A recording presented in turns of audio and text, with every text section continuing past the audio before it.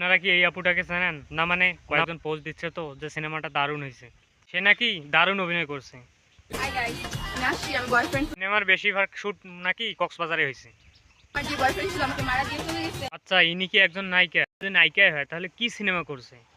সিনেমার নামই বা কি? অনেক কষ্টের মধ্যে আছে। আর দেখলাম কেউ কেউ বলতেছে এই সিনেমায় নাকি শসা দিয়ে কিভাবে সালাদ বানানো হয় সেটাও দেখাইছে। আপনারা কি দেখছেন?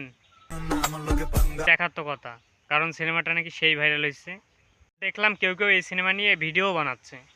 যারা আমার নামে গসিপ করছো, তোমাদের আমি বালতিও দাম। আর সিনেমাটা এতটাই ভাইরাল হয়েছে যে আমাদের আরজে নীরব ভাই এই নায়িকার ইন্টারভিউ নিচ্ছে। কাটাকাটি করে বলি ভিডিও। আর এই সিনেমাটা দেখার পর আমার মনে হইলো this is the emotional heart touching story. আমার আম্মু নিজে ফোন কিনে। আজকের ভিডিওটা ইমোশনাল হার্ট টাচিং স্টোরি নিয়ে। চলুন ভিডিওটা শুরু করা যাক। এই হোয়াটসঅ্যাপ পাশের বাসার ভাবি এবং ভাই, আসসালামু আলাইকুম। বাই দ্য ওয়ে, আপনারা বলতেছিলেন যে শুধু ভাবিরা ডাকতেছেন, ভাইয়া জানলে খবর আছে। এই নেন, আজকে ভাইয়েরাও ডাকলাম, আমার বয়সে দাওয়াত খেয়ে যান।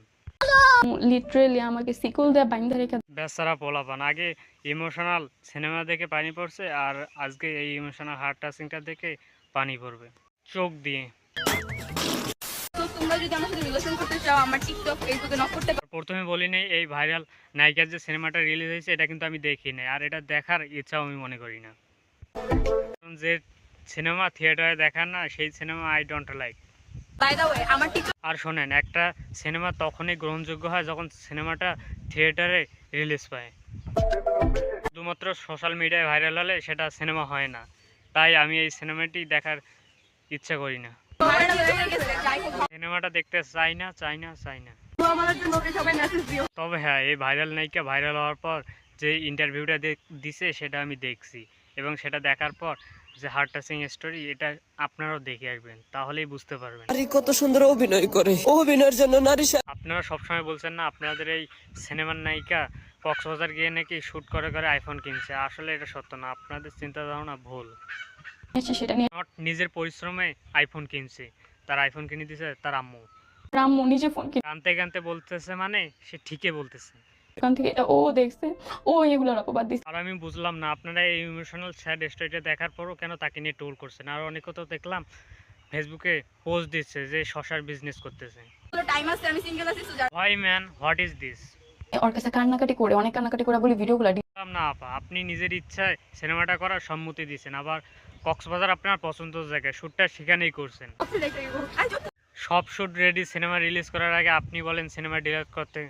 বুঝলাম না। প্রডিউসার আর ডিরেক্টরের কথা আপনি চিন্তা করবেন না? তারা এই সিনেমার পেছনে কত টাকা ইনভেস্ট করেছে সেটার কথা আপনি চিন্তা করবেন না? বাসায় প্রবলেম হবে। যদি আপনি সিনেমা না করতেন তাহলে শ্যুট করার আগেই বলে দিতেন যে আমি সিনেমা করব না। শ্যুট করলেন, আপনার পারিশ্রমিক নিলেন, আপনার পছন্দের জায়গায় কক্সবাজারে গেলেন, এখন সিনেমা রেডি, এখন সিনেমা রিলিজ করবে, আপনি বলেন যে সিনেমা ডিলিট করতে। বুঝলাম না।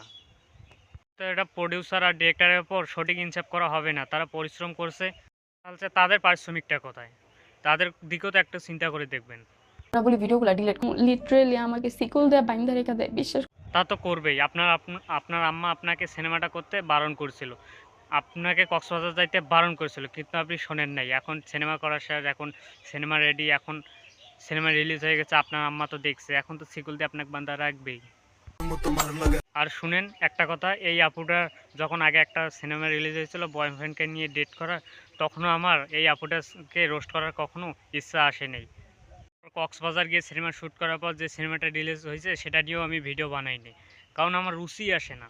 কারণ কেমনে বানাবো, আগে তো রুচি আসতে হবে ভিডিও বানার। শুধুমাত্র সিনেমার নায়িকা হলে হয় না, সিনেমা তো একটু দেখার মতো সিনেমা করতে হবে। আর আজকেও ভিডিও বানাতাম না, ভিডিওটা বানালাম যে নায়িকার ইন্টারভিউ হার্ট টাচিং স্টোরিটা শোনার পর।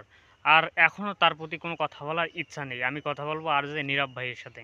আরজে নীরব ভাই, আপনাকে সত্যিই ভালো লাগতো, কিন্তু আপনি ইদারিং যা শুরু করছেন এটা দেখার কখনো ইচ্ছা প্রকাশ করিনি।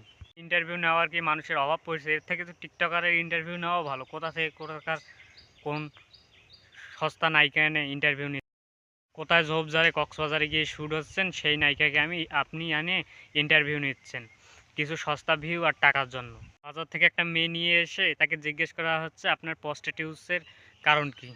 হোয়াটস ম্যান? এবার আপনার একটু ভেবে দেখা উচিত। এটা শুধু আমার কথা না, আমি সোশ্যাল মিডিয়ায় একটু ঘুরে ফিরে দেখলাম সবাই এই কথাটাই বলতেছে, তাই বলতেছি এবার মনে হয় আপনার একটু ভেবে দেখা। আজকের ভিডিওটা এ পর্যন্ত, দেখা হবে আবার কোনো নতুন ভিডিওতে। আপনি যদি আমার চ্যানেলে নতুন হয়ে থাকেন, চ্যানেলটি সাবস্ক্রাইব করে পাশে থাকবেন আর ভিডিওতে একটা লাইক মেরে দেবেন। আমার পরবর্তীতে কী নিয়ে ভিডিও চান কমেন্টে বলে দেবেন। সবাইকে আসসালামু আলাইকুম।